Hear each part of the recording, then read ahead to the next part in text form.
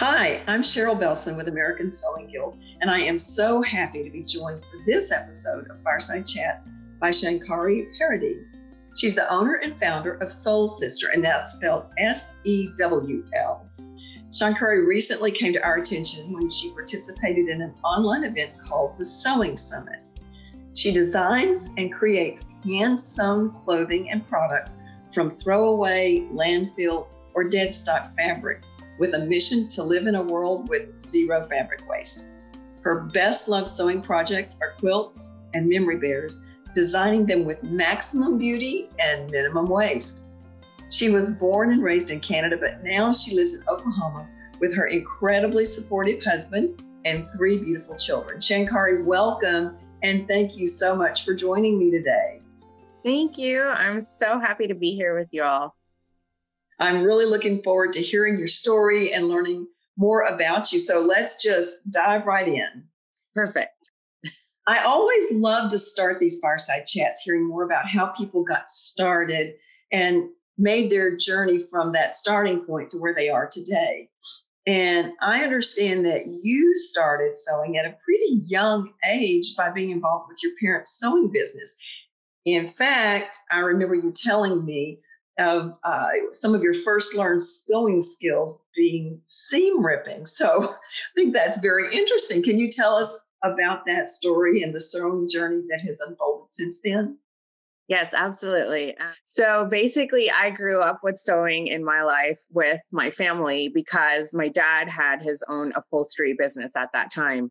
And we would work on taking apart like sofas, love seats, cushions off of dining room chairs, things like that. And you had to have just a little bit of like hand power, the little bit of muscle to kind of take it to the next level with seam ripping those kind of items. And I just remember doing that with a double-sided blade at that time. You know, it's kind of dangerous for a young kid to use, but my parents knew how to teach us that skill. And so how old were you? You said at such a young age. How old was that? Yeah, I think I remember, like the earliest I can remember was probably about 6 or 7.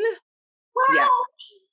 So, I mean, we could have had dangerous, episodes, but my parents were really good at teaching us like those things are sharp. So just be careful. We had the rule in the house, like don't use those scissors because those are fabric scissors. It is a real rule in seamstress houses, right? In households where there's tailors and seamstresses, that is a big rule. So we had those in place. I even remember one time when my parents had left us on our own, I had taken one of those blades and I had gone to the cord on the end of a sewing machine and I had cut pieces of the cord off. So I did get in trouble for that. But, I didn't know what I was doing at that time. And I was just trying to like see what would happen, almost like a MacGyver type thing. I don't know if you watched MacGyver. I'm dating myself just a little bit there. But those are little memories that I still remember. And even my parents will refer back to those times, like, do you remember when? And as my sister and I got older, my sister is 5 years younger to me. So she really looked up to me in terms of, playing time and, spending time with me. And so we would make Barbie clothes or doll clothes together. And those are some of my younger memories. And I don't have pictures of those memories, but they'll always be there in my mind. So it's a great experience. Yeah. And so from these razor blade experiences that you shared with us to today, tell us a little bit about how you've made your journey to where you are now. So I feel like I have definitely grown from that stage quite a bit. I have my own seam rippers now, which is great. But what I love about my journey is that each step of the way, I learned something new. And my first experience of really focusing in on honing my skill was after I moved from Canada to Oklahoma in 2006. My parents gifted me a 1960s Viking, which I still have to this day. It's my pride and joy possession. I love that machine because it just reminds me of, where I came from. And, it was the first machine I made my very first quilt on. And my sister has that quilt still. And it's just it's been a journey. I remember doing, stitch in the ditch sewing on that one to get it quilted. And then since then, obviously, I've done long arm quilting, and I do free motion and also computerized long arming. And so I've like evolved over time to this quilter, and now working into pattern design. So we've gone like multiple layers there. Wow. Wow.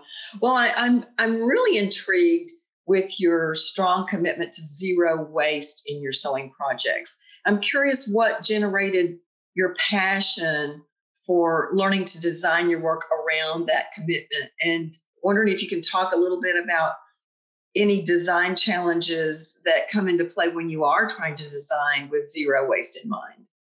Yeah, absolutely. It's definitely a challenge, I would say, because in the culture that we live in now, it's so easy to just go out and buy fabric at different stores. And there's nothing wrong with buying the fabric. I love buying fabric myself. And I really enjoy looking at all the beautiful different colors and things like that. But there comes a time where you're like, okay, you must go into your stash and use a little bit of that stash, right? So I try to create quilt patterns with that in mind, where you can use even the scraps onto the back side of your quilt and create something different on the back, maybe a signature piece that's specific to you.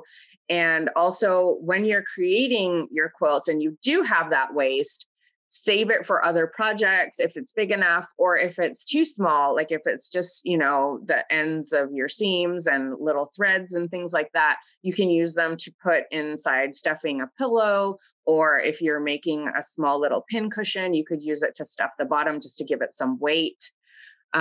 Little things like that can possibly be done. And also you can use those little scraps for, local charity locations where they have animal shelters, for example. They love getting those pillows that they can use for their animals. So you can put all the scraps into those as well. There's a lot of different organizations that are out there. So don't be afraid to like Google and just look for places where you can donate scraps.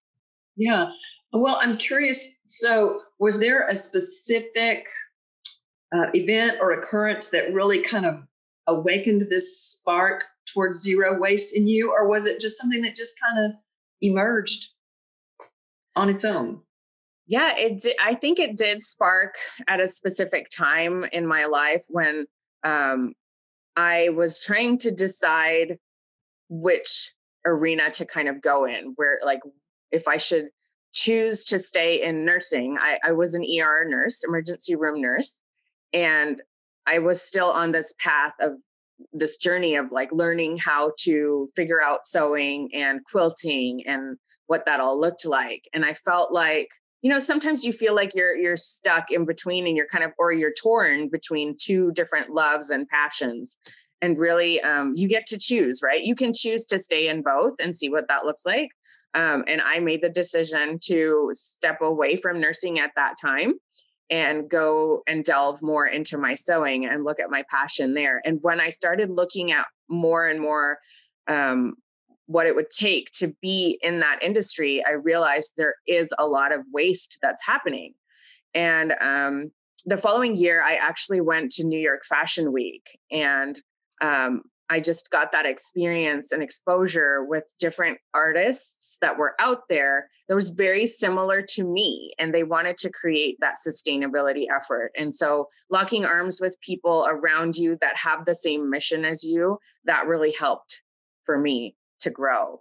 And I think that propelled me to keep looking for answers and ways to reduce waste. Interesting. I was watching a video actually just this morning about recycling and reuse and the fashion industry itself. And I was surprised by some of the statistics. And I probably won't get this exactly right, but it was something like there's 4 times as much fabric waste in the design and creation side of fashion as there is in actually discarding the garment that you bought. So I thought, how surprising how much waste there is even before the garment gets into your closet and before you decide you don't want it anymore. So it's a big topic. It's an important topic, it seems. It is. I believe that you can look up the statistics around this as well. It's like there's so much water and so many different chemicals used to create one particular garment of fabric. So it's not just like our consumption of it, but it's even before, like you said, it's like the creation of it, takes a lot of time and effort and energy. And then on top of that, all the chemicals and water.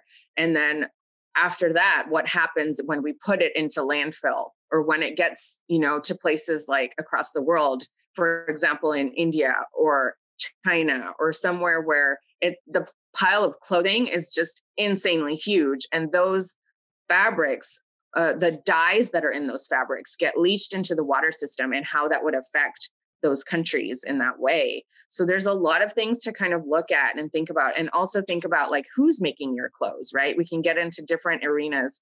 I'm very passionate about advocating for human rights. And so I don't want to use products that necessarily are being created through human trafficking, for example, or work trafficking.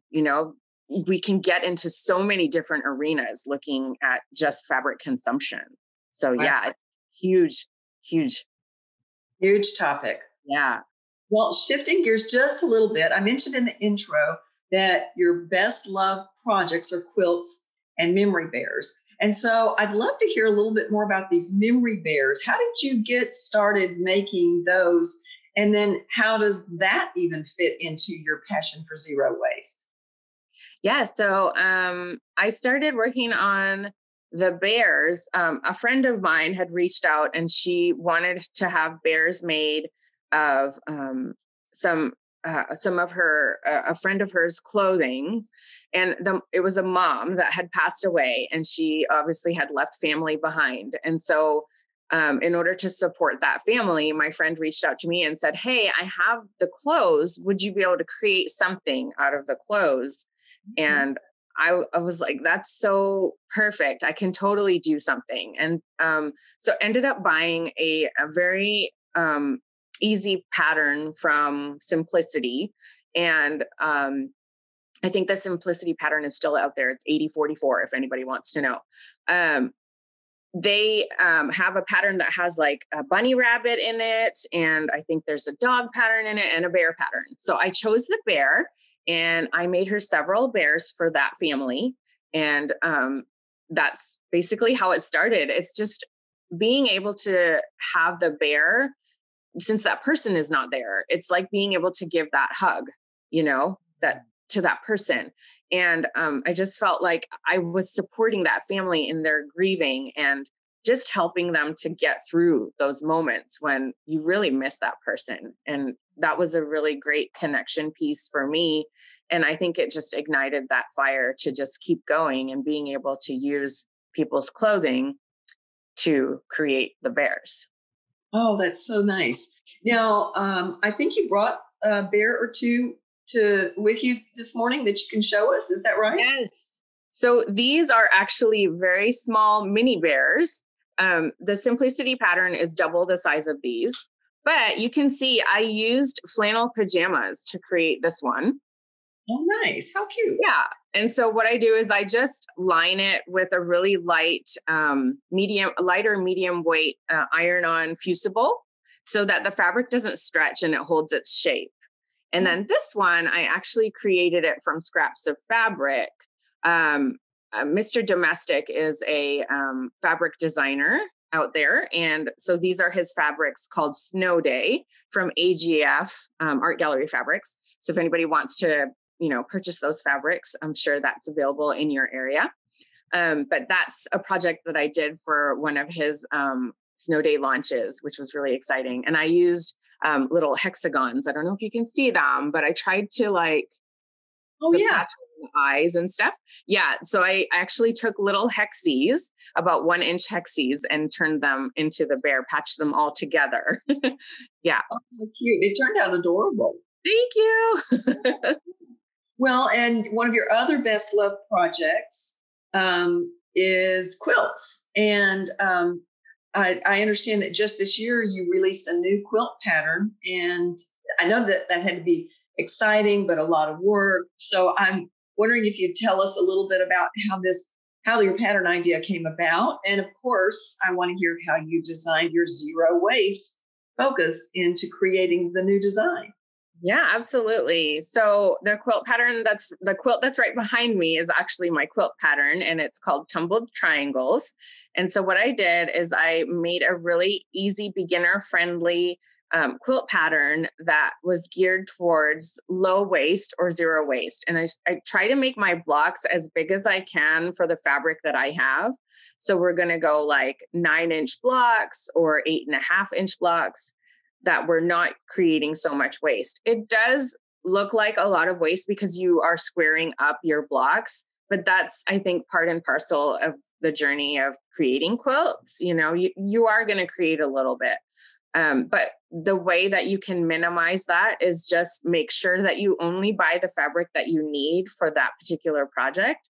And then whatever is left over, just use that to create, like I said, the backing, or save it for another project. Maybe you could make a bear. You just never know. There's endless possibilities of what you can do with that. So always keep that in mind. And then for my testers, it was really great. This was a different experience. I have other patterns that are out there from previous years. One of them is a really simple flying geese pattern that's available for free if you go onto my website. And then the other pattern that I have is a whimsical windmills pattern. And it just was something that reminded me of my childhood days when I used to blow little windmills. You remember buying those windmills? Oh, yeah. At the local stores. And so that pattern is based off of that. So that pattern is also available. And I try to use the rest of the fabric for other projects. And I just keep that in mind. And so this pattern was particularly different because I actually took the time to have it be tested ahead of time and allow the testers to really support me in editing and making the pattern such that it was really easy for people to use, like making sure there is enough diagrams. And if there was something that they didn't understand in my wording, that I could change that. So that really was very supportive and helpful on their part. And then they got to experience creating my pattern. And a lot of them were brand new to sewing quilts. So I was really happy that they had an opportunity to test it out and learn something new for them. So that was great. Oh, yeah. It's sounds like this would be a great pattern for a beginner quilter to select then. Yes. And kind of learn the ropes a little bit through making this quilt. Yeah. And there are a few little skills that are kind of a little bit trickier, like, cutting on the bias and little things like that. But I think it's managed really well within the pattern to teach you those techniques in a really simple way. Nice. So how many testers did you work with on this project? Do you remember? I had about 20 to 21. Yeah, I had quite a few. Yeah, 20 testers that I think at the end ended up finishing, which was great. It was beautiful. So if you follow me on Instagram or Facebook, you'll see like their tester quilts. All of their designs are up there. I've been kind of doing a little parade as I launched the pattern and showing off their designs because they're what really makes, the pattern work. So nice. Very, very nice. Well, also, I'm curious about just trying to do all of this. Was this pattern coming out? It just came out recently, right? Like during the pandemic?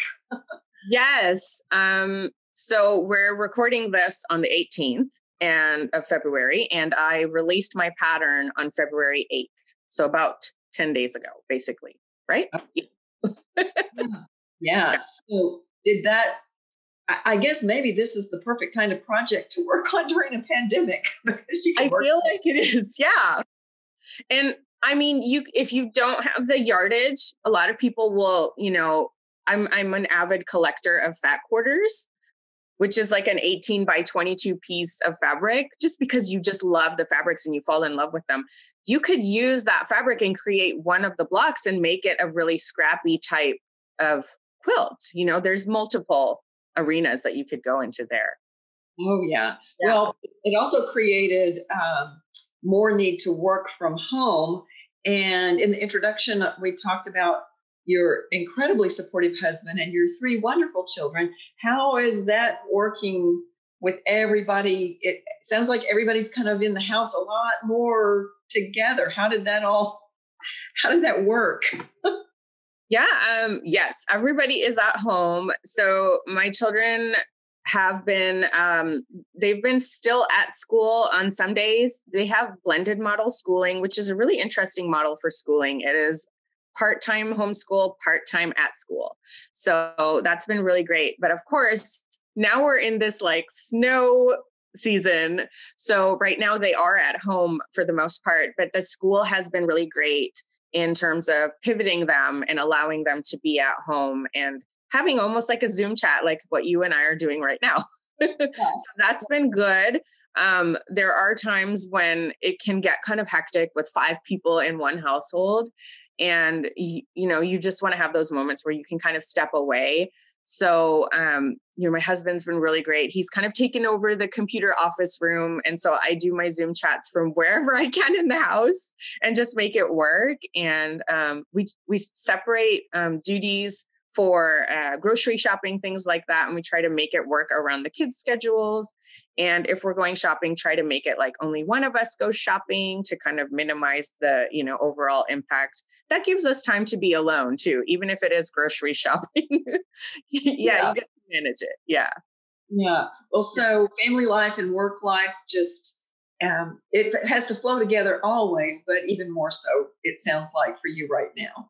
Yeah, it's so funny because I've always wanted to have my husband at home because I just feel like a family unit is only as complete as you want it to be. And for me, that complete feeling was having to have my husband at home. And so we always joke about it like, oh, we created the pandemic so that we can all be together. Sorry, everyone. We just because it's the best of everything, right? Having your whole family unit together and then being able to also find the space and the time to enjoy your time when you do have to yourself. So, yeah. Right. Yeah. Well, I always love to close these chats with hearing about what's coming up next. So is there anything we can be watching for out on the horizon for Shankari, Sewl Sister? Yeah, absolutely. So I've been working on, this is just a work in progress, but I'd like to be able to produce a beginner sewing class probably on a YouTube channel or like a way out there where I can video it and then share it with the world. And another thing that's on the horizon are a couple of patterns that I'm going to be releasing. One of them, my daughter actually helped me design. So I'm super excited. Yes. The mother-daughter pattern. That's awesome. I know. I think it's so sweet. And I love her colors that she's picked out. And it has the capability of being used for scrappy fabrics, which is great. So we're excited to release that hopefully at the beginning of March. And then I'm doing a modern quilt project with a bunch of ladies that will come out sometime in the summer. I can't say too much about that one yet. It's kind of still in the works. But yeah, I think that will be really exciting too. So how much fun. That sounds like a lot of fun. So, well, this has been very, very interesting. It's truly was not intentional that I watched the video this morning that I referenced earlier, but it seems like today is the day that I'm supposed to hear more about zero waste. And so I've really enjoyed being able to hear about that through your eyes as well. It's just been a pleasure. Thank you very much for spending time with me today, Shankari. Thank you so much for having me. It's been such a pleasure. And we look forward to seeing some of these things that you've got coming out in the future, these patterns and these videos. So best of luck to you. And until next time, bye now. Bye.